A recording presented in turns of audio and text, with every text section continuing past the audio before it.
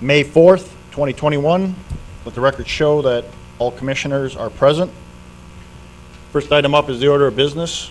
Mr. Winningham, are there any changes to the order of business? Mr. President and Commissioners, there are no changes to the agenda or order of business for this May the 4th be with you evening.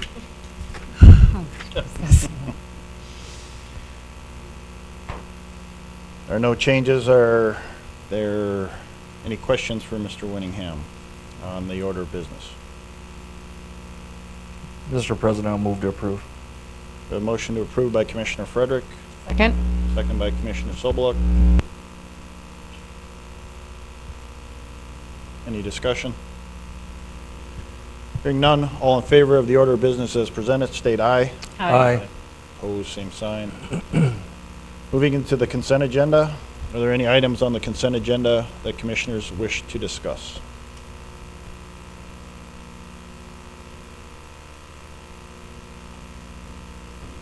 Hearing no questions or discussion on the consent agenda, I'd look for a motion. I'll move to approve. We have a motion to approve by Commissioner Walla, second by Commissioner Oderman. Any further discussion, questions on the consent agenda?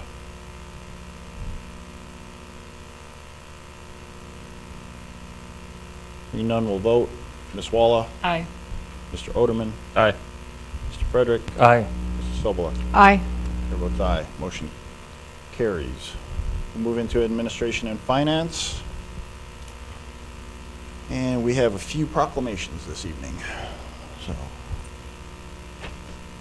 first item up, we have Lemonade Day proclamation. And do we have some representatives from Lemonade Day here? Anyone? Okay. Seeing no one, I'll go right into the proclamation. City of Dickinson, North Dakota proclamation for Lemonade Day in Dickinson, North Dakota. Dickinson President Scott Decker will proclaim June 19, 2021 Lemonade Day in Dickinson. Youth throughout the community are expected to participate by setting up their Lemonade Day stands across the city. Lemonade Day is a free community-wide program that introduces youth to entrepreneurship by teaching them how to start and operate their own lemonade stand. After youth have completed the Lemonade Day curriculum, they are prepared for the real-world experience of owning their own lemonade business. Youth are encouraged to spend some, save some, and share some of their profit by giving back to the community that has supported them. On Lemonade Day, everyone has an important role to play in supporting our youth.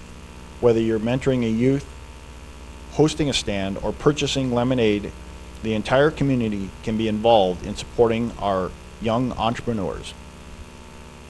I, President Scott Decker, proclaim June 19, 2021 Lemonade Day in Dickinson. So, commissioners, I'd like to hear a motion to verify this proclamation. I'd move to approve the Lemonade Day proclamation. I have a motion to approve the Lemonade Day proclamation by Commissioner Sobeluk. Second. Second by Commissioner Oderman. All in favor of approving this proclamation, state aye. Aye.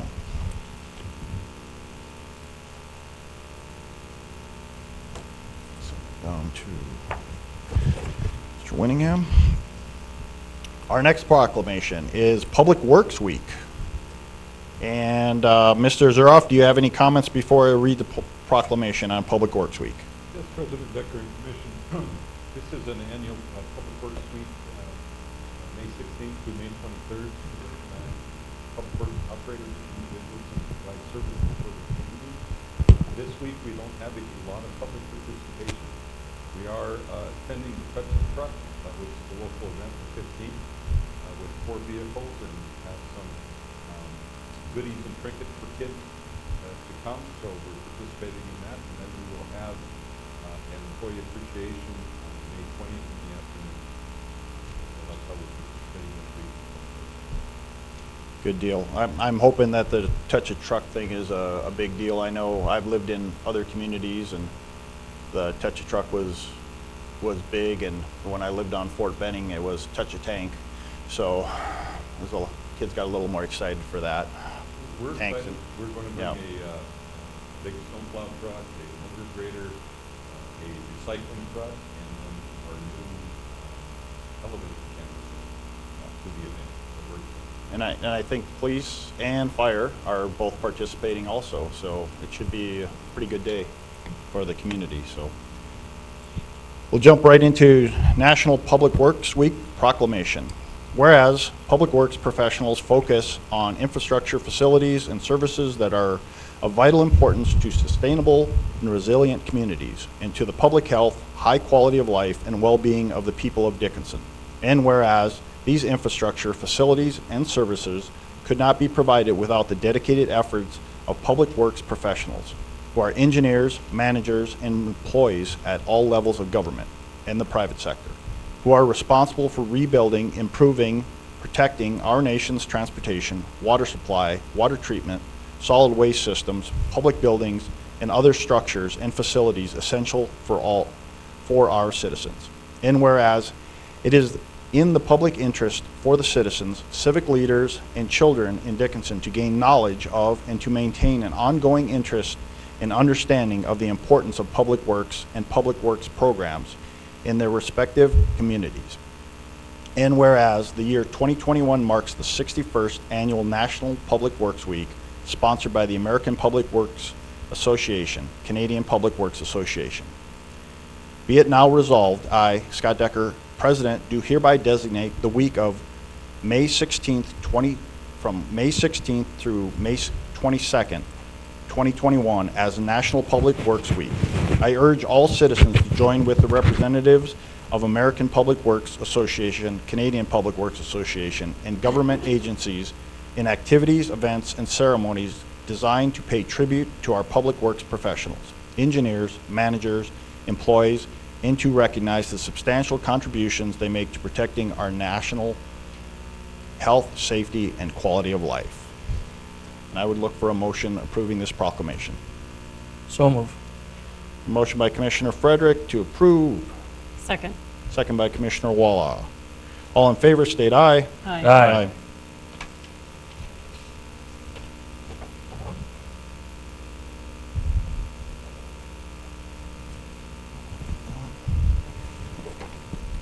We'll continue. Our next proclamation is National Drinking Water Week, and we do have some representatives from our Southwest Water. Does anyone from Southwest Water wish to state anything?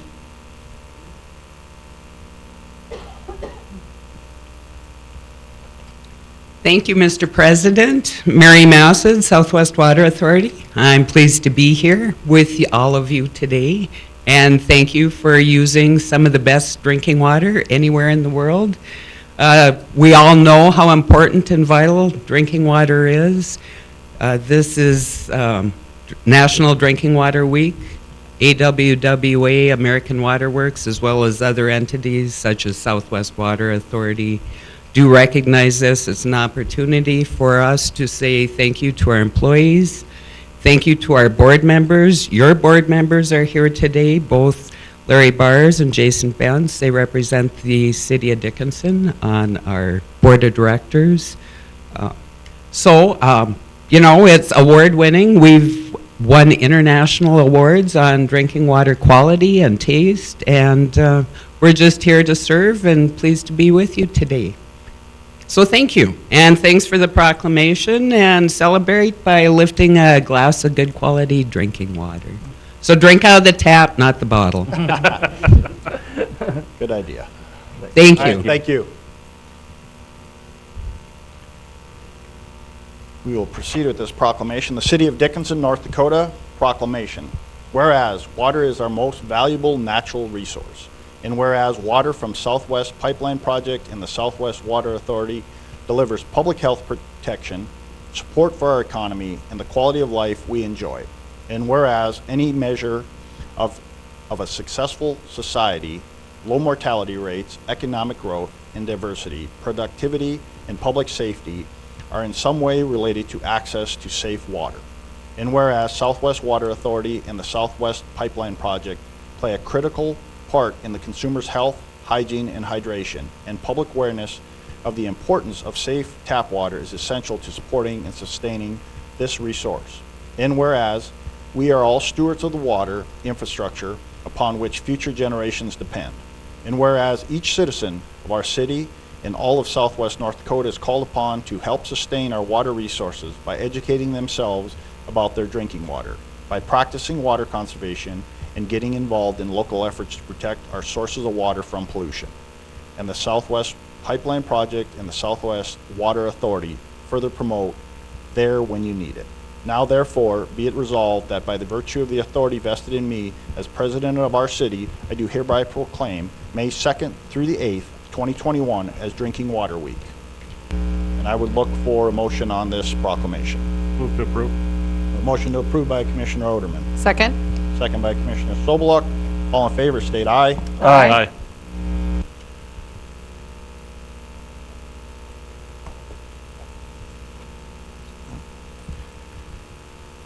And our last proclamation of the evening, and this is Building Safety Month. And do we have anybody from the city that has any comments about Building Safety Month?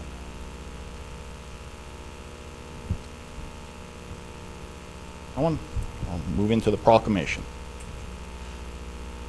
City of Dickinson, North Dakota Proclamation, Building Safety Month, May 2021. Whereas the City of Dickinson is committed to recognizing that our growth and strength depend on safety and economic values of the homes, buildings, and infrastructure that serve our citizens, both in everyday life and in times of disaster.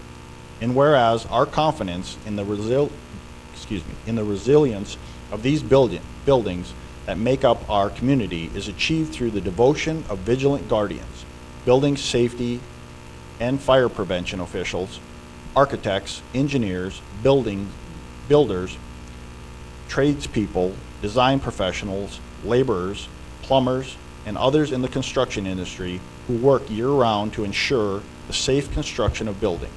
And whereas these guardians are dedicated members of the International Code Council, a nonprofit that brings together local, state, and federal officials that are experts in the building environment to create and implement the highest quality codes to protect us in the buildings where we live, learn, work, play.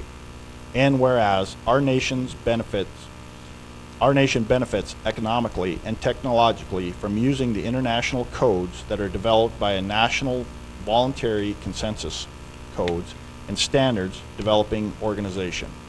Our government is able to avoid the high cost and complexity of developing and maintaining these codes, which are the most widely adopted building safety and prevention codes in the world. Whereas these modern building codes include safeguards to protect the public from hazards such as hurricanes, snowstorms, tornadoes, wildland fires, floods, and earthquakes. And whereas Building Safety Month is sponsored by the International Code Council to remind the public about the critical role of our communities, largely unknown protectors of public safety, our local code officials, who assure us of safety, sustainable, energy efficient, and livable buildings that are essential to America's prosperity. And whereas prevent, prepare, protect, building codes save, the theme for the Building Safety Month 2021 encourages all Americans to raise awareness about the importance of safe and resilient construction, fire prevention, disaster mitigation, energy conservation, water safety, training the next generation, and new technologies in the construction industry. Whereas each year in observance of Building Safety Month, people all over the world are asked to consider the commitment to improve building safety, resilience, and economic investment at home and in the communities, and to acknowledge the essential services provided to all of us by local and state building departments, fire prevention bureaus, and federal agencies in protecting lives and property. Now, therefore, I, Scott Decker, President of the City of Dickinson, do hereby proclaim the month of May 2021 as Building Safety Month. Accordingly, I encourage all citizens to join with their communities in participating in Building Safety Month activities. I'd look for a motion on this proclamation. Mr. President, move to approve. I have a motion by Commissioner Frederick to approve. Second. Second by Commissioner Oderman. All in favor, state aye. Aye.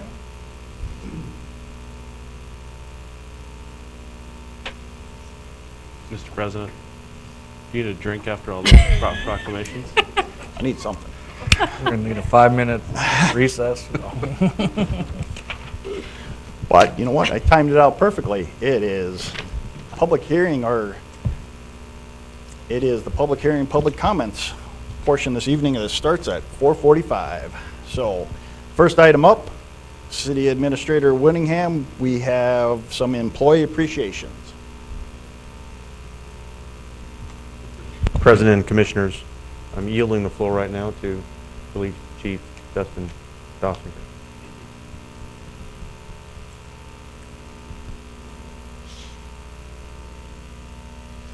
Good evening, Mr. President, members of the Commission. The Dickens Police Department would like to recognize several employees that have gone the extra step with departmental community relations by spearheading, organizing police-related community events. As I call their name out, I would like them to step forward, please. First one's going to be Administrative Assistant Darnell Malkowski.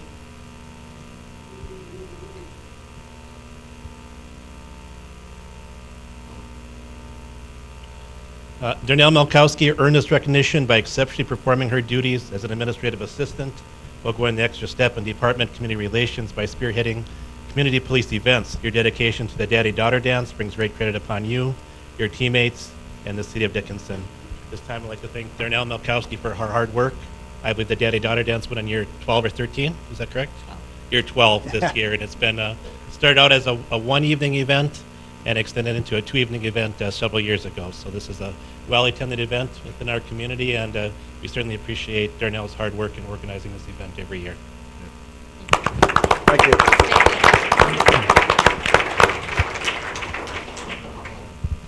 This time I'd like to ask Investigative Sergeant Kylan Klauser to step forward, please.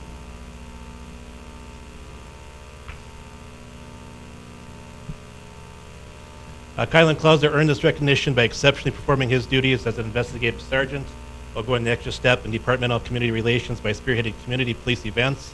Your dedication to the Heroes Ball brings great credit upon you, your teammates, and the City of Dickinson.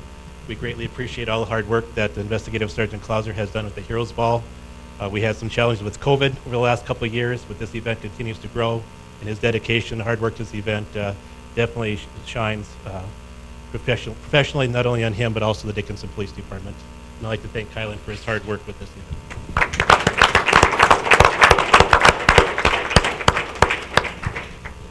This time I'd like to ask Senior Officer Chad Hoppinen to step forward.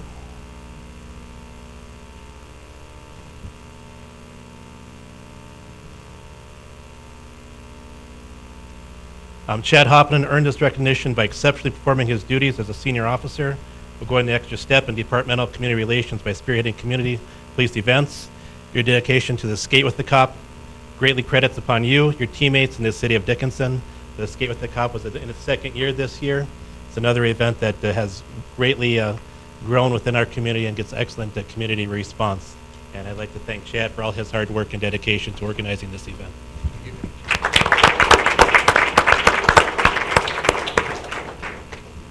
At this time, I'd like to ask Records Clerk Brandy Aaron to step forward, please.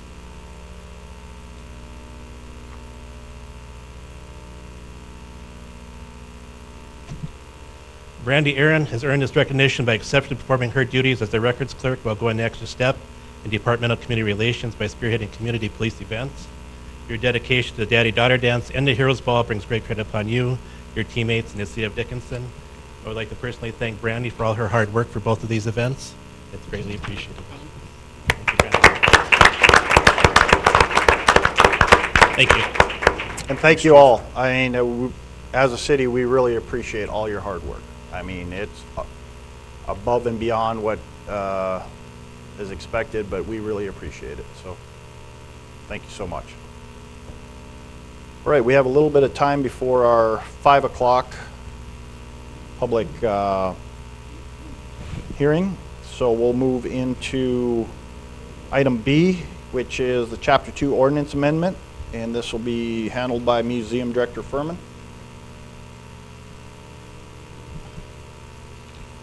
Mr. President, Commissioners, tonight I'm coming before you for the Historic Preservation Commission, asking to consider amendments to the ordinance number, or I should say Article 2.45 of the City Code, which covers the Historic Preservation Commission. These amendments are the result of a review of the ordinance by that commission and consist of a short list of minor changes shown in red in the Historic Preservation Ordinance Update version 003, which was included in your packets. A brief summary of these changes are as follows. 1, a statement that the Historic Preservation Commission's purpose would henceforth include the promotion and encouragement of National Register participation, that is, to encourage the recognition of eligible sites or properties to be nominated to the National Register of Historic Places. 2, setting the commission size at 5 to 7 members. 3, the addition of a demonstrated formal knowledge of planning as one of several desirable skill sets set for potential members of the HPC to possess. 4, the addition of the NDSU Extension Services as one of several institutions the HPC should include in its solicitations for HPC commissioner candidates when vacancies occur on the commission. And the last is the establishment of a set time frame for the submission of minutes of the HPC to the North Dakota State Historic Preservation Office. These changes were reviewed both by the city attorney and also approved by the State Historic Preservation Office, which gives us the outline and such of the ordinance, which is based on National Park Service ordinance for certified local government. I'm going to close just by noting I believe this is the first formal review of the ordinance since Dickinson qualified as a certified local government in November of 2003. And although the changes seem minor, I believe the process of review has proved valuable in terms of making the Historic Preservation Commissioners completely familiar with the ordinance under which HPC functions. Thank you, Mr. Furman. Any questions for Mr. Furman on this ordinance amendment? And this will be 1716. So if you have any questions, commissioners, on 1716? Mr. President. Mr. Furman? Mr. Furman, I really appreciate what you said there at the end there, because, maybe other commissioners are doing this, but I'm not spending my free time going through every single ordinance that the city has. So it's nice to have somebody like you that's going through here and updating these as necessary. So I appreciate that. I also would like to acknowledge the chairman of HPC, Steve Josephson. Really, it was Steve's idea that we undertake the review. And I think it's just important, even me as this city's historic preservationist, it's been 3 years since I really sat down and read it, so it's never a bad thing to look at the stuff we have to work under. I appreciate you recognizing it. well, and when it's put in front of us like this, it's educational, because like you said, now I understand how it all works. So thank you for that. Oh, you're very welcome.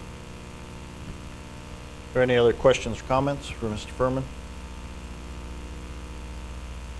This is the first reading. There'll be a public hearing in the second reading. So if there are no further questions, I'd look for a motion on ordinance 1716. I'd move to approve. We have a motion to approve by Commissioner Oderman, Second. second by Commissioner Walla. Any further discussion, questions on ordinance 1716?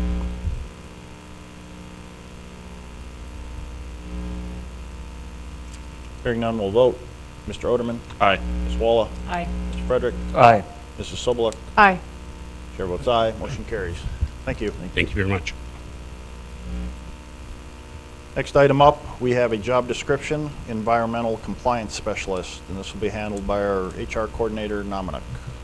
Thank you, Mr. President, Commissioners. This environmental compliance specialist position is a new position for the Public Works Department. A while back, we had looked at creating an environmental pre-treatment coordinator position. We did advertise for the position and did not have a lot of luck filling the position.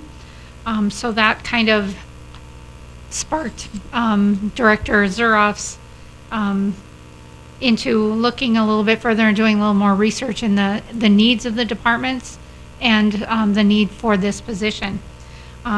With this, he came up with the environmental compliance specialist. This position will be a little bit more than what we were looking for in the pretreatment coordinator, in that it will direct, plan, develop, implement, and coordinate services, programs, and environmental activities all related to stormwater compliance, industrial and commercial wastewater compliance, water quality compliance, air quality compliance, recycling and conservation programs. Will coordinate assigned activities with other city departments, Public Works Department, and act as a project manager on assigned projects. After reviewing the position, this position will be exempt and will be placed in grade 17 in the new pay plan. And we are asking for commission approval. If there's any questions? Thank you, Mrs. Nominick. Any questions on this position?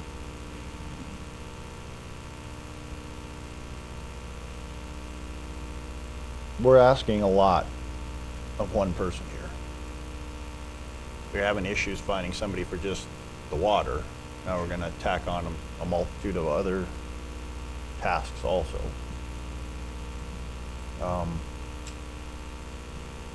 I'm just hoping that we haven't maybe set this one up for failure, but to that point too, now the position we advertised for that we couldn't fill, that position's gonna go away and Correct. rolled into this? Correct. Are any additional positions going away? Yes, President, we had 3 positions open. Currently, facilities manager, the chief of the water information facility, the justice treatment. The chief of the water information facility, right now, we're going to provide work that we're not going to fill that chief position. We're trying to have another operator right there that we can consider we save not having a chief plan. One of the ideas to incorporate this was keep it the plant facilities manager with a lot of compliance on the water and wastewater side. Also in year 2023, we have to incorporate in our industrial treatment program, which is quite a program, $25,000 more. The state says we are, plus our industrial users like refining, we have to finish that program. There's additional EMR requirements for our wastewater. So looking more than just an industrial treatment coordinator, a lot of cities are hiring compliance and environmental compliance coordinators because of all these additional compliance programs that are required. So that's why we put all in one position similar to a number of adjacent cities, area, that's the direction. So right now, we're not going to fill the chief position. The environmental coordinator will go away. We won't have this position. We have an interim utilities manager. Still looking and trying to do as much as we can in-house with succession planning. So that's the reason for this position, to try to cover the areas that we seem to be needing help right now. And I know Mrs. Carlson's not here this evening. Impact budget-wise? We budgeted for all those positions. There will be a reduction basically. Okay. So you don't plan to advertise any of the other, the still existing Chief positions? is not going to be advertised. Okay. Actually eliminate that right now. Pre-industrial will be eliminated, and we're not going to advertise right now. Mr. President? Mr. Oderman? Mr. Zuroff, do you think that you'll have a good pool of candidates for this position? And do you share the concerns that Mr. Decker has in regards to this being a lot to ask of one person? I guess that's why it's strictly the compliance specialist, a lot of it for outreach and multiple programs. We do have some qualified candidates, but I feel some candidates position. So I think that's all they're working on. We can get it in the right now. Our interim facilities manager, myself, all plant people are all trying to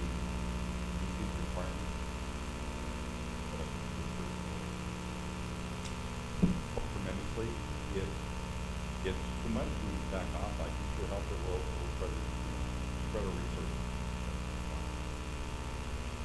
resources. Mr. President, it's now 5 o'clock, but I have some comments to follow up with Mr. Zuroff. I understand his intent, but there's a larger intent for this position. We can finish this up and we'll jump into the 5 o'clock. So if you have some comments on the position or no. But I do. So the intent of this position was not just to collapse one environmental treatment coordinator. We're struggling across the board with the ability to maintain some skill sets. Primarily right now, it's because the unemployment rate is $22.50 per hour. That we compete with all those that are staying under unemployment.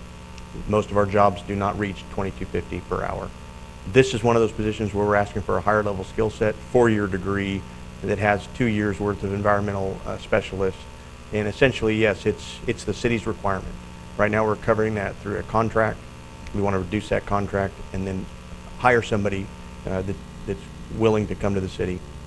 They're probably out there. We are going to fly the position so I can have a full interview, and I'm hoping to be pleasantly surprised by the applicants that we get. If there is somebody internal, and we'll make a decision as we move forward if they are qualified. But the intent is to fly this position and try to see who may be out there in the industry. It is a struggle with most municipalities when you're dealing with stormwater sewer systems because of federal acts, because of the way that they mandate to states and states mandate to us on how we got to comply. So it is a full-time position, but I think a person who is ready to do environmental specialist types positions, that's pretty much game on for that type of a person, and that's who we're looking for.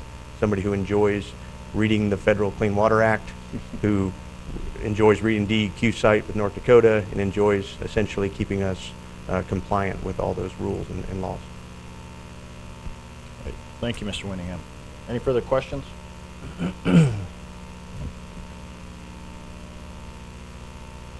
Hearing no questions or comments, I'd look for a motion on this to either approve or deny this environmental compliance specialist. Mr. President, I would make a motion to approve the job description as presented. I have a motion to approve by Commissioner Frederick, I'll second that. second by Commissioner Sobeluk. Any further discussion, questions?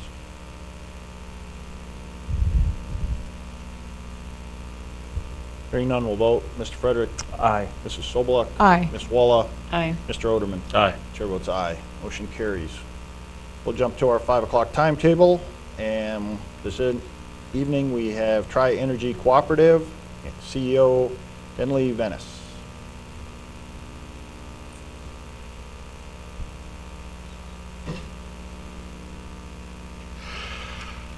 Well, thank you for allowing me the time to speak to the council today. I certainly appreciate it, and I will endeavor not to test your patience because I've got a feeling what I'm about to ask about has been a previous issue that's been brought up.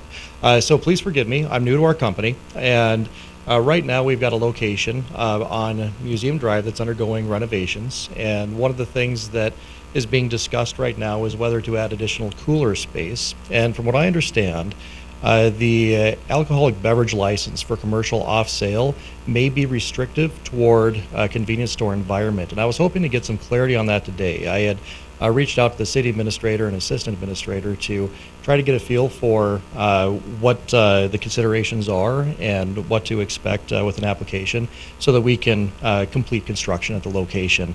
But more than anything else, I should say that there's a lot of misinformation, or maybe you could call them alternative facts, at my company about what's possible and what's not under consideration at this time. So I was hoping that if this is an issue that the city council is familiar with, you might be able to shed a little bit of light.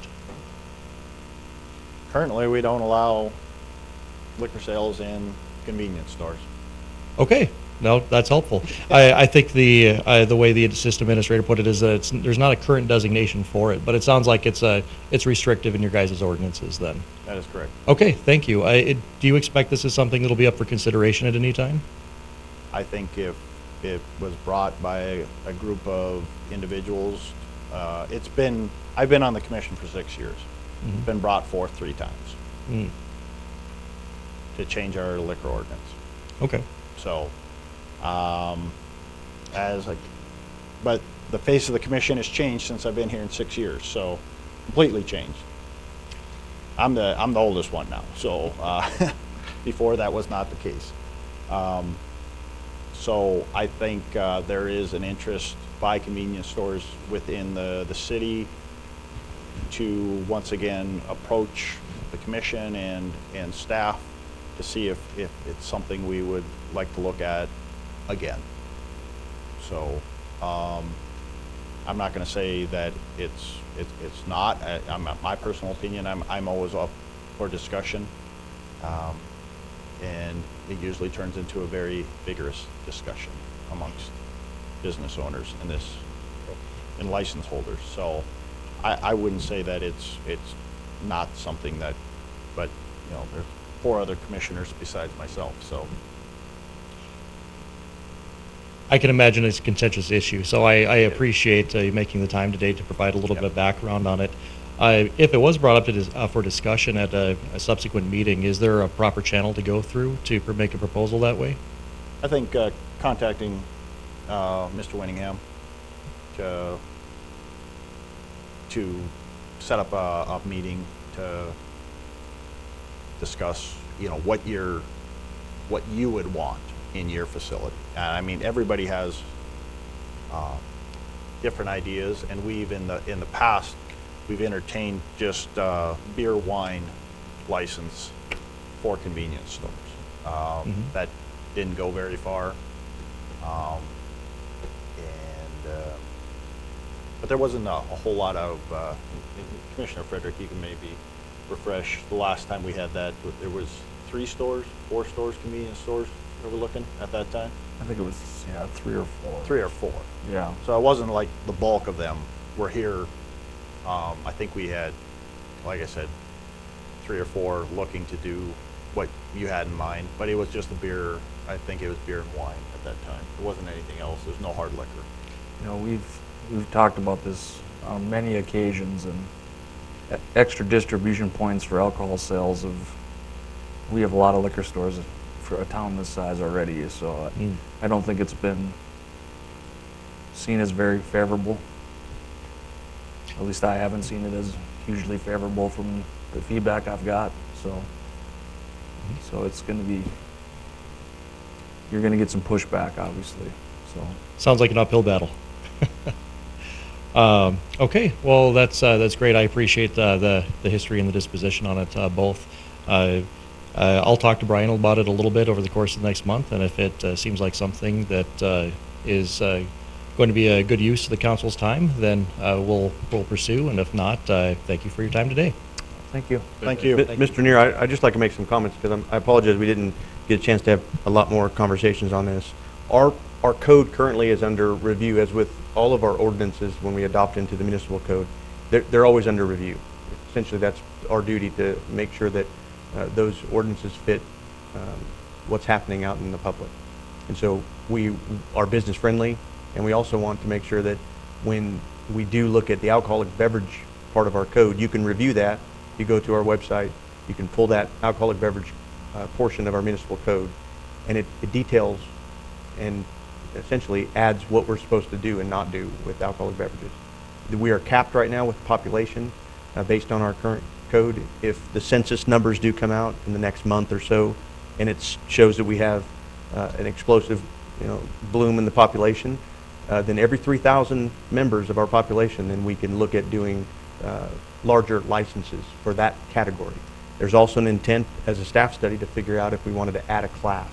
That's essentially what you're asking for, is a on-off sale of a different class, beer or wine. And that's what we talked about, or emailed. That's essentially what I'm trying to convey, that we would have to change the class for what you were looking for at the convenience store. So it's no small matter, because it's a change in the ordinance. It's a public then notice and a reading. So it's not just the commission making an arbitrary decision. It is a process for us. That may help you. Thank you very much. I appreciate that. Thank you for your time. Thank you. Thank you. We'll jump back in non-timetable items, and first item up, we have a report, and that is going to be presented by Julie Obergewich and Sheriff Corey Lee, and it is Stark County Spirit of Excellence. Sheriff Lee doesn't look too excited to come up. I don't think he's going to come up. No, that's okay. I just roped him in that. I'm just reading here, so. No, yeah. and that's how it was initially, but it's fine. He's fine back there. I got this. Good afternoon, Mayor Decker and fellow other commissioners. My name is Julie Obergewich, and a little history on the Stark County Spirit of Excellence Award. So I started this program earlier this year. I found that there was a need for positivity in the county, not just Dickinson, but I also wanted to focus on the great people within the county. You know, there's not just good people in Dickinson, there's a lot of other good people that do phenomenal things in the surrounding towns as well. So it was important for me to focus on including them in this program. So the Stark County Spirit of Excellence Award is given out every other month to deserving individuals in the categories of leadership, customer service, innovation, stewardship, and also Good Samaritan random acts of kindness that can be nominated by anyone within the state, just as long as a person lives within Stark County. And the mayors of the county, including Mayor Decker, which I'm very appreciative of, are the awards team. And quite honestly, this couldn't happen without the incredible support of the mayor. So I do thank you for that. So earlier this week, we did present an award to Jane Ketterling here of Dickinson. She is the second recipient of the Stark County Spirit of Excellence Award. The photo up there depicts what she, really just a mere example of what she collected. There's so much more that I'm sure the photo doesn't even show. This was the nomination that the mayors based their decision off of, and there were 28 nominations, by the way. When we heard that the Amen Food Pantry was almost empty, Jane sprang into action. Within 2 days, she had set up a pre-Christmas food drive. She pulled out all the stops and asked other businesses and individuals to pitch in. In less than a week, Jane was able to collect over 11,000 pounds of food, toiletries, cash, and gift cards just in time for Christmas. Anytime she hears about someone in need, whether it's an employee or someone in the community, she doesn't stop until they are more than good. She literally performs miracles. I was honestly blown away with how much she was able to collect in such a short time. She did whatever it took by going to pick up donations, shopping for people who wanted to donate but didn't want to go out due to COVID, and being sure to purchase items the food pantry asked for. Thanks to her, we will now make this an annual tradition. Hopefully it gets bigger and better every year. That's an amazing contribution, and especially at Christmas time when items are needed most. She really took the bull by the horns and stepped up and helped out, again, not only people within our community, but the county as a whole. So it was really amazing.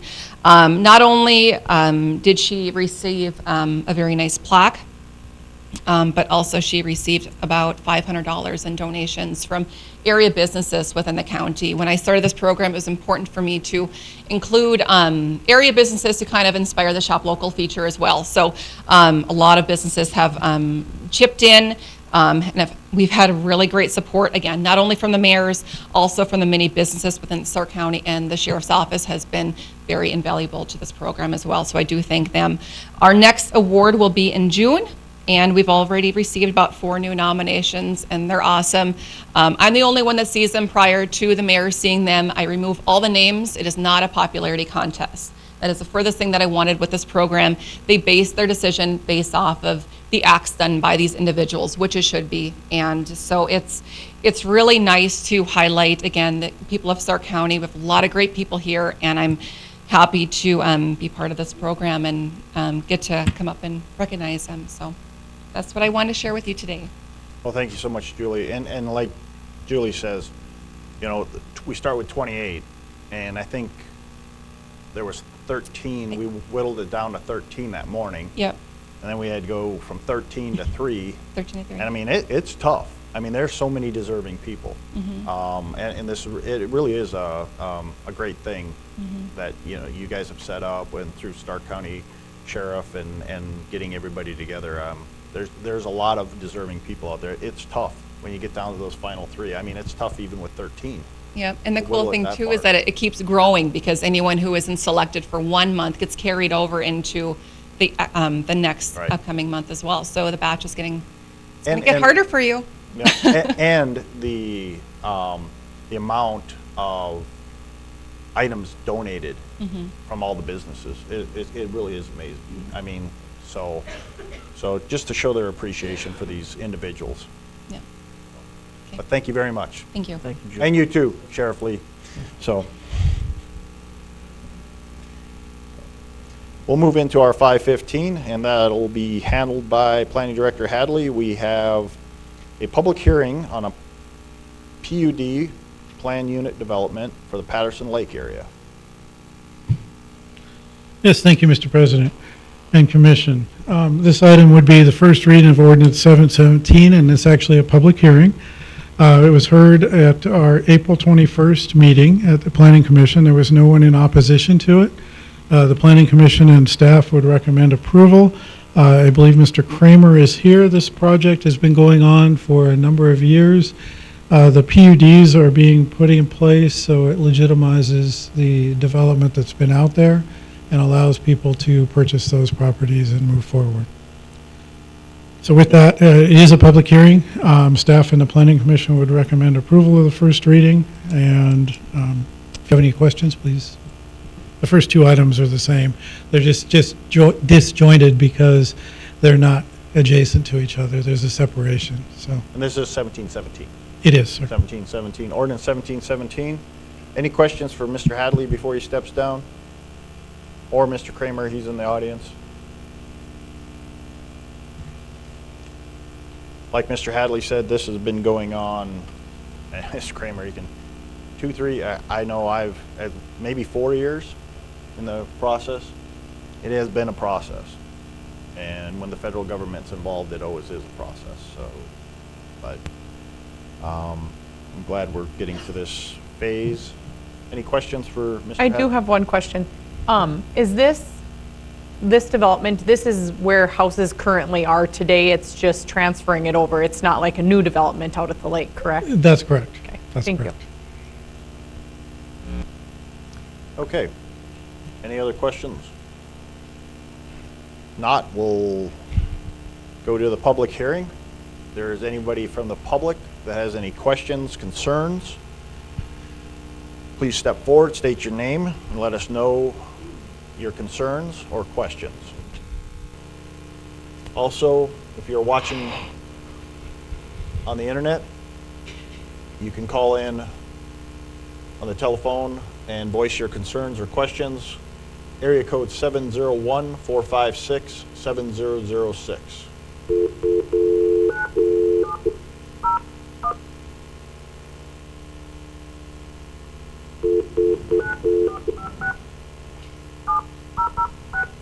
The conference is currently empty. You will hear silence or music on hold when connected. Anyone from the public have any concerns on this plan unit development? Please come forward, state your name.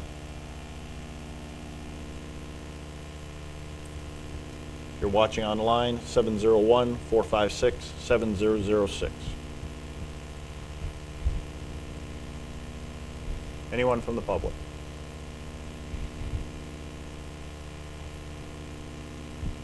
Seeing no one in the audience has any concerns or questions, no one watching has voiced any comments, I would look for a motion on ordinance 1717.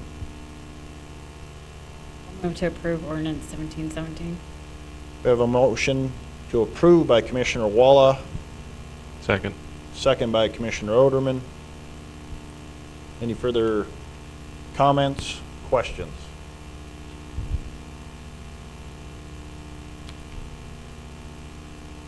Hearing none, we'll vote. Ms. Walla, Aye. Mr. Oderman, Aye. Mr. Frederick, Aye. Mrs. Sobeluk. Aye. Chair votes aye. Motion carries. Mr. Hadley, you have a second PUD. Yes, thank you, Mr. President. I'm going to go over to the map and just show the two different areas. The one. This was the area that we just discussed. This is the other area. to the west. This would be a continuation. It's a separate PUD, and it would be ordinance 1718. It was heard at the Planning Commission meeting as well. No opposition on this one either. The Planning Commission and City and myself would recommend approval of it as written. Thank you, Mr. Hadley. Any questions for Mr. Hadley on ordinance 1718? It is the Patterson Lake PUD number 2. One thing I could add, the reason we're doing the public hearings now on the first reading is because we'll bring the final plat with it that was heard at that same meeting, and so they'll be approved sequentially. The second reading of the PUD, and then the final plat will be right behind it, so that's why we're doing it this way. It works better sometimes for my stuff. So. Right. Any questions for Mr. Hadley on this process? Not, I'll open up the public hearing. Are there any people with comments, concerns, questions of the Patterson Lake PUD number 2, ordinance 1718? Please come forward, state your name. Let us hear your concerns. If you're online watching, 701-456-7006. Anyone from the public? Are there any concerns on the Patterson Lake PUD number 2? Seeing no one in the audience has any concerns, hearing no one online has voiced any questions or comments, I'll close the public hearing. And I would look for a motion from the commission on ordinance 1718. I'd move to approve. I have a motion to approve by Commissioner Sobeluk. Second. Second by Commissioner Frederick. Any further questions, comments? Hearing none, we'll vote. Mrs. Sobeluk? Aye. Mr. Frederick? Aye. Ms. Walla? Aye. Mr. Oderman? Aye. Chair votes aye, motion carries. We have about 3 minutes to our next public hearing, so we'll go ahead and get a report in here. And Mr. Winningham, you have a report on the Williston Basin Petroleum Conference. Mr. President and Commissioners, just want to give a couple highlights. The Williston Basin Petroleum Conference will be attending with some staff members next week in Bismarck. This represents over 200 vendors that are in the oil industry that essentially are looking for ways to revitalize the Bakken area. This gives an opportunity for us to meet some of those individuals and businesses. This is in partnership with Stark Development Corporation, Public Works, and some city staff. We'll have a booth in it for attendance, and the idea is to capture as many of their attentions in those businesses that highlight what a great place the city of Dickinson is for them to bring their business to. The second one is the State of the City 2021, which is innovative luncheon at the new CTE Center.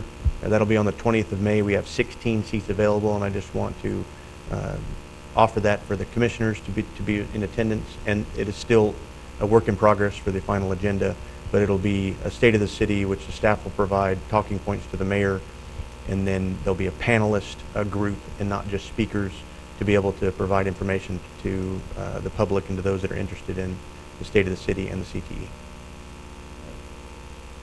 I think we have 1 minute. Can you get the City Hall update in 1 minute? The City Hall update, I can. We did the 3 May, we completed the construction documents for what is currently a renovation idea, really to get the public space and public entry in the commission in the commission area of the new City Hall completed. That was advertised, so then we have a few dates. We're on the timeline. 12th of May will be the first walkthrough for pre-bids, and then we will have bids, and then we will present to the commission the next step for timeline before we ask for approval of bids. And the timeline is still set for closure, meaning move from our current building and occupy that building for occupancy by 1 October. Still a aggressive timeline. but we are moving forward as rapidly as possible. All right. Thank you, Mr. Winningham. Any questions for Mr. Winningham on any of his reports? I have one, Mr. President. Have we had any interest on this building?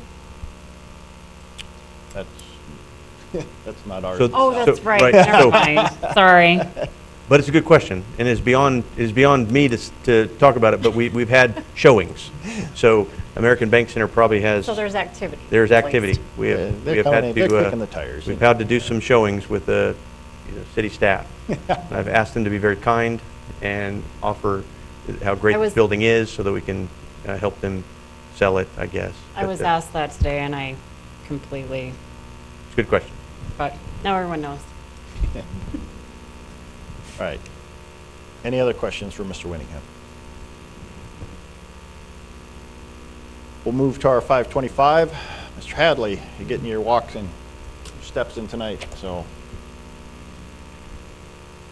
First, we have a public hearing on a rezone request. Yes, thank you, Mr. President and Commission. This would be ordinance 1719, and it's a rezoning for a 30-acre parcel. It was also heard at our Planning Commission meeting on April 21st with no opposition. The intent is to create a 6-lot subdivision. Like the previous PUDs, the process for this will be a public hearing on this, and then we'll bring the final plat that was also heard at the Planning Commission meeting at the next reading. With that, the applicant is here. It's northeast of town. It's in a section that has been very busy with ETZ plats. It's in our extraterritorial zone, and should be a pretty nice little development. I don't know if the applicant wants to add anything else, but she has done a marvelous job of organizing her application and in this process. All right. Thank you, Mr. Hadley. Any questions for Mr. Hadley or the applicant?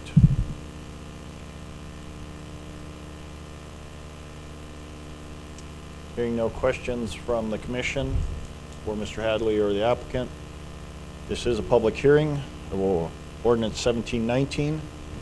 We'll open up the public hearing. If you have any concerns, comments, please come forward. State your name. If you're watching online, area code 701-456-7006.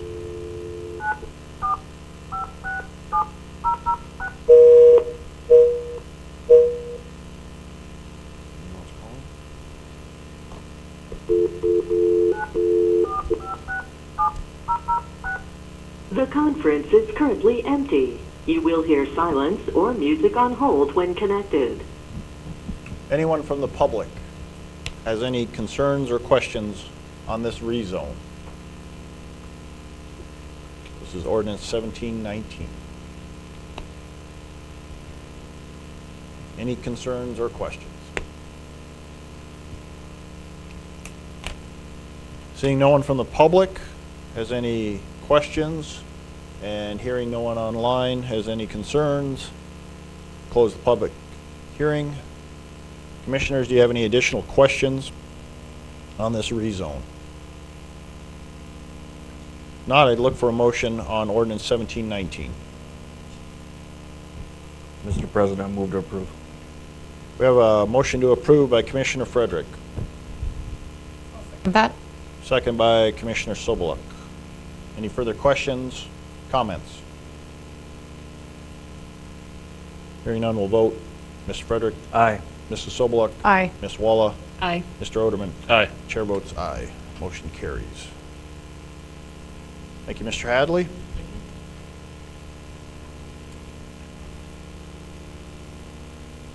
We'll go back to our non-timetable.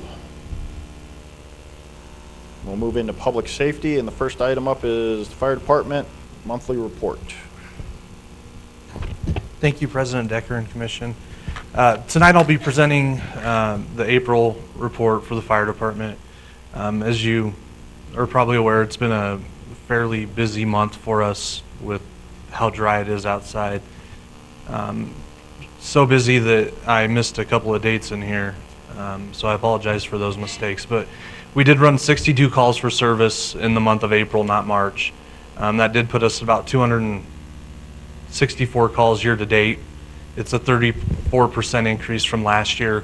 So we are seeing a significant increase already early on in the year with this early grass season that we're seeing. Here's a breakdown of our April call types. We saw some significant increases in our good intent calls, and the reason for that is a lot of the controlled burning or unauthorized burning or fire pits get called in under that. So we were responding to a lot of neighbors calling in their neighbors for burning during the burn ban. So we did see a significant increase in that, and we're running around chasing a lot of backyard bonfires. And it just took a little education in those times that we were under a burn ban. And that also fell under the service calls, where we were responding to some of those controlled burns that shouldn't be happening during that burn ban.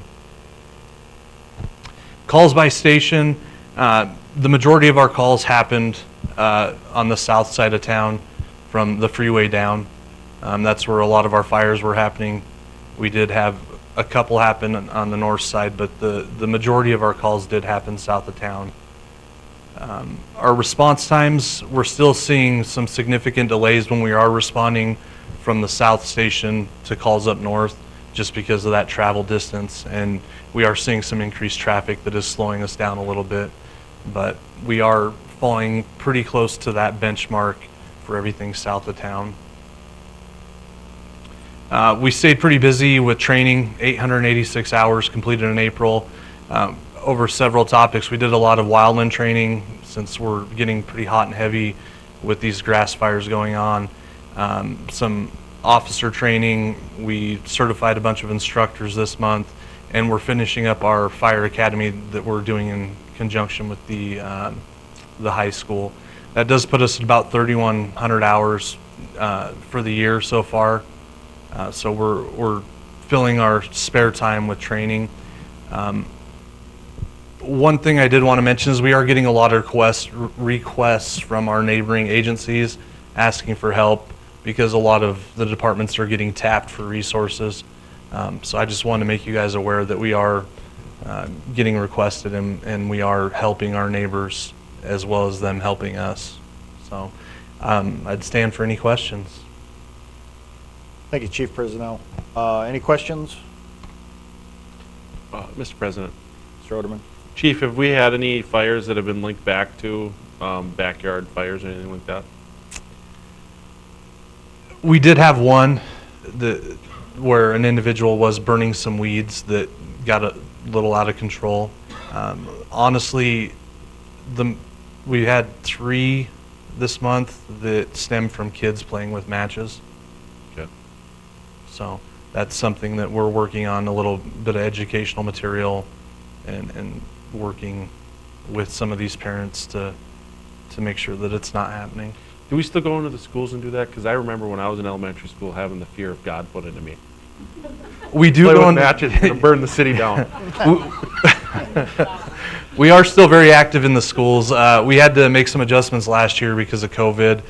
We went completely virtual, but we still are very active. I was asked last meeting by another commissioner if we still teach stop, drop, and roll, and we do. So, but yeah. Okay. Thank you. The high school program going into next year, are you looking, it's full up? Yeah, it's getting a little bigger than what we anticipated. I believe the last I heard we're at like 19 high school students. So it's a significant increase from this first one. So it's been a huge success. And I mentioned it before, but we are having a lot of other school districts and departments reach out to us to see how they can get it going. We had Mandan reach out to us. So we are helping some of these other communities try to get this going. It's been a huge success. Good deal. Wonderful. That's a good supportive case for a training center. No, you don't have to tell me. I've been beating that drum. I just got to get everybody to follow. So I think our staff, between public safety and public works, we have a phenomenal staff. Their training, with the amount of time they put in, our administrative staff, I mean, the whole city. I mean, we just have a bunch of employees that put their heart and soul into their jobs.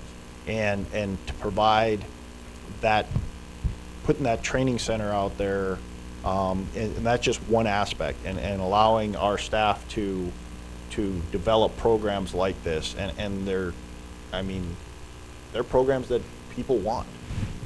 And I have no doubt in my mind that if we had that facility, it will only grow in between police, fire, and public works. We put a driving course in out there. They can do a lot right there. All three agencies can, and we can continue to be that hub, Southwest hub. So, and not only that, I think we can look at, I have mentioned before, there's federal programs looking for places to base out of. So we just, I think we need to take that step forward. So, but thank you, Chief Presnell. Any other questions? Not, we will jump back out here to a timetable, 5:35, public comment. The public comment's not on the agenda. If there's anyone that has any comments, please come forward, state your name. Good evening, Mayor Decker and Commissioners. I have received numerous inquiries from not only citizens in Dickinson, but throughout North Dakota and even out of state about a rumor that is gaining ground at warp speed. I have assured everyone that has spoken with me that this rumor is in fact false, but I think it would be a good idea for the public to hear it from our leaders that Dickinson has not been designated a sanctuary city for illegal immigrants. Not to our knowledge. I have no idea, Mrs. O'Brien, where this, I was inundated this weekend by people saying, you know, please put this rumor, I have no idea where it's coming from. I even went online to look. There's no such thing, no designation. I don't know where this starts. I have an idea. I know where it started. But all I've been telling the people that call me is, do not believe everything you see on the internet, especially Facebook. Yes. Because just to put another rumor to rest, if you had the COVID shot, yes, you can still give blood. Contrary to popular belief, you can. I actually did that research because I was called about that also. I don't know why they call me. I'm not a health official, but again. It's because you're mayor, that's Trust me, I get everything. I was the governor last week too, so I got that call. So it was fun. I should be ashamed of not mandating masks. So, Mr. President, I did reach out to some county commissioners about this topic, and they assured me that they are on top of this as well. And they've actually visited with individuals at the state level, and they've been informed that nothing will happen without city commission or county commission oversight. And in addition, the local sheriffs are also involved in these decisions as well. So I think we've got the right people in the right positions to make sure that nothing like this happens without proper oversight. So. The big rumor was that the man camp in Dickinson is going to, I'd like to find the man camp that's in Dickinson. Yeah. For one, we don't have one. North of town. It's in Dunn County. Well, It's in Dunn County. It's in Dunn County, but it's outside of Dickinson. Close. I mean, I'm just saying. Probably closer to Manning than it is us. But. Yeah. Well, thank you for dispelling that rumor. Thank you. Yep. Make some comments because I've received also multiple inquiries. As I understand it, there is no sanctuary city for illegal immigration in the state of North Dakota. There is a sanctuary law or sanctuary on the books for Stark County for the Second Amendment, which was passed in March. So there may be some confusion about the word sanctuary. I think we should educate the public that sanctuary doesn't always just mean illegal immigration. Right. It also has to do with our, fundamental constitutional rights. And Stark County came out strongly, and I believe 2 other counties in the state of North Dakota that said they want to be strong advocates of the Second Amendment as a sanctuary area for Second Amendment. Now that I've said that multiple times, hopefully people will get it. Thank you. Yep. Thank you. Anyone else have any concerns? Wish to come forward. You can also call in if you have any comments. Area code 701-456-7006. The conference is currently empty. You will hear silence or music on hold when connected. Anyone else have any public comments?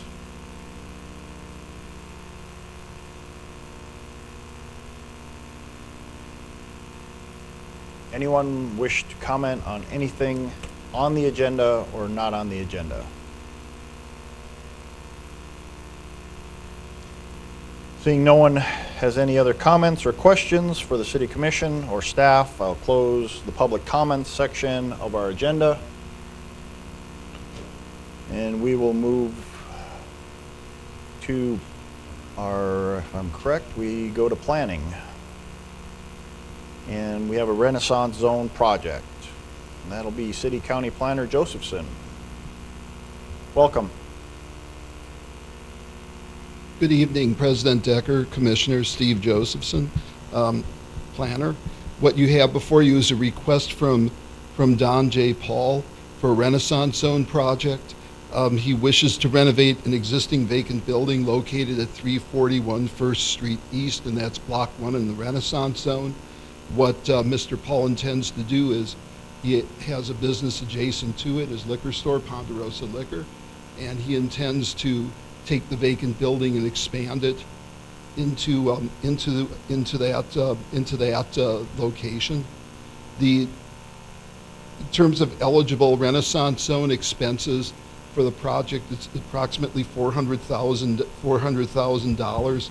The full value of the property and building is $235,100. The state, for a commercial Renaissance Zone renovation project, the state requires that the cost of the improvements be at least 50% of the full and true value of the property, which the $400 exceeds. Most of the renovation is going to be replacing existing infrastructure, existing electrical, and also just rebuilding that so it can function as part of the liquor store. This did go to the Planning and Zoning Commission, and they recommended approval. And just to let you know, the staff finds this consistent with the city's Renaissance Zone plan and the comprehensive plan. And also, we did run this past the state Renaissance Zone coordinator with the Department of Commerce, who found this consistent with the purpose of the Renaissance Zone program. So I'm here to answer any questions you may have. And this is a five-year exemption. It would hold the property taxes on that property. It would freeze them for a 5-year period of time if approved. Thank you, Mr. Josephson. This is, if I'm correct, Resolution 13-2021. And this would be Renaissance designation REN-001-21. Correct. Any questions for Mr. Josephson on this Renaissance Zone application? Mr. President. Mr. Oderman. Mr. Josephson, do we have any type of analysis of what the value, property value improvement will be on this compared to the previous value?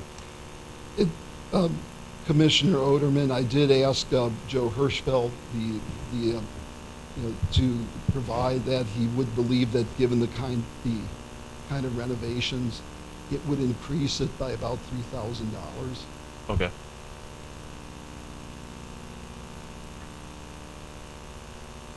there any You're other, not going to know that until after all the Sure, construction yeah, is yeah, done. But yeah. that was just an approximate. Yeah, I was just looking for like a ballpark. are there any other questions for Mr. Josephson?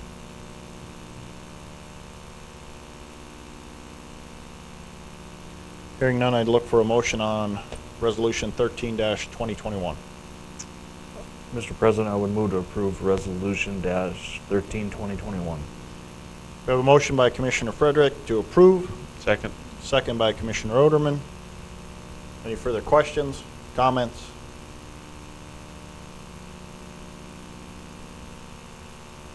Hearing none, we'll vote. Mr. Frederick? Aye. Mr. Oderman? Aye. Ms. Walla? Aye. Mrs. Sobeluk? Aye. Chair votes aye. Motion carries. Thank you. Thank you. And after the resolution is signed, we will get this to the State Department of Commerce for conditional approval, and then they can start their construction. All right. Thank you. Mr. Josephson. Next item up is the final plat for the Coda subdivision. This will be handled by Planning Director Hadley. Thank you, Mr. President and Commission. Let's see here, this would be Resolution 14-2021. It's a final plat in the ETZ in the northeast section that we were just in for the zone change. It is actually after the dedications for road right-of-way, it's an 18.66 parcel. The intent is just to build a home on that parcel with a shop. We've heard a final plat just to the west of here within the last year, and the east is where the plat and event center, wedding event center that was approved about a year and a half ago, and they should be starting here soon. It was on our agenda on April 21st as well. There was no one in opposition, and staff and the Planning Commission would recommend approval. Thank you, Mr. Hadley. Any questions for Mr. Hadley on this subdivision? And this is Resolution 14-2021.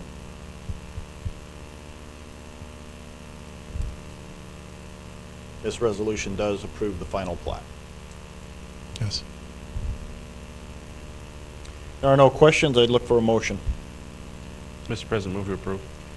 We have a motion to approve by Commissioner Oderman, Second. second by Commissioner Walla. Any further questions, comments? Hearing none, we'll vote.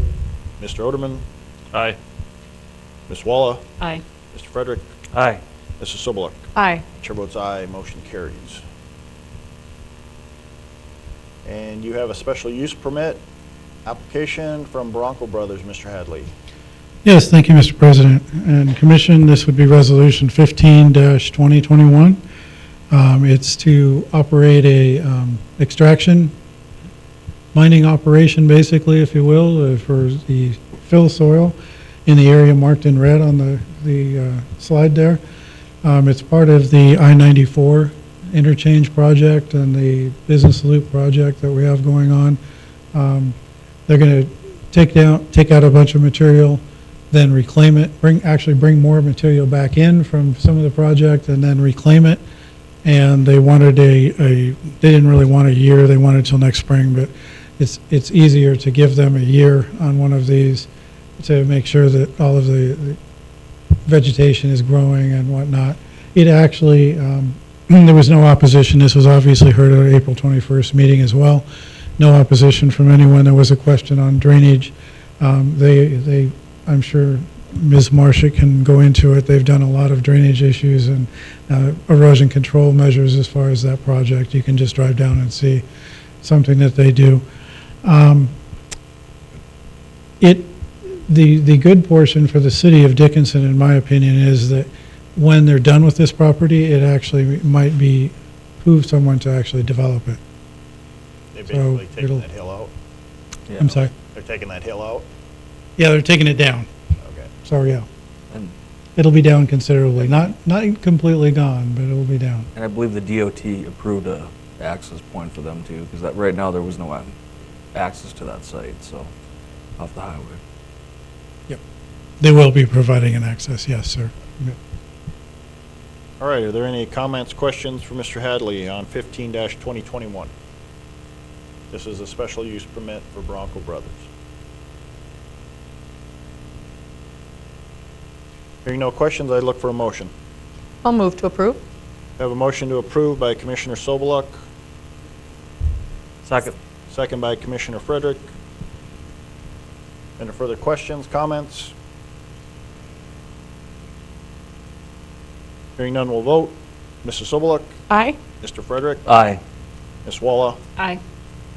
Mr. Oderman. Aye. Chair votes aye, motion carries. That is takes us to commission. Item 10, commissioners, are there any items you wish to bring up that weren't on the agenda or just anything for the public's knowledge?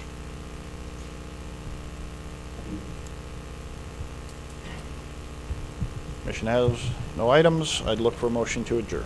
So moved. Second. We are adjourned.